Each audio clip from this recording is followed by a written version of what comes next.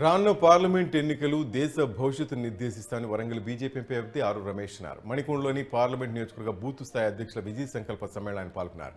BJP గెలిస్తే రాజ్యాంగం మారుస్తానని కాంగ్రెస్ నేతలు తప్పుడు ప్రచారం చేస్తున్నారని ఆయన అన్నారు. తను కడియం శ్రీహరి కాంట్రాక్టర్ చేసిందని చెప్పడం పచ్చి అబద్దమని, తాను 1994 నుంచే కాంట్రాక్టర్ అని రమేష్ అన్నారు. ఎన్నో ఏళ్లు మంత్రిగా పనిచేసిన కడియం శ్రీహరి వరంగల్లో అండర్ డ్రైనేజ్ తేలేదు కానీ ఆయన బిడ్డ ఎంపీ అయితే ఎలా వస్తుందని ఆయన ప్రశ్నించారు.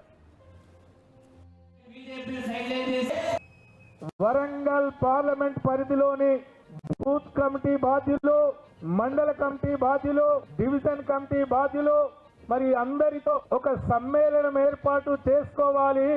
మే 13వ తారీఖు జరిగే పార్లమెంట్ ఎన్నికల్లో బీజేపీ బలపరిచిన అభ్యర్థి గెలుపు కోసం ఏ విధమైన ప్రణాళిక తయారు చేసుకోవాలో, సూచనలు ఇచ్చుకోవాలో మరి ఈ సమ్మేళనం ద్వారా మెసేజ్ పంపాలి అని ఈ కార్యక్రమాన్ని ఏర్పాటు చేసుకున్నాం.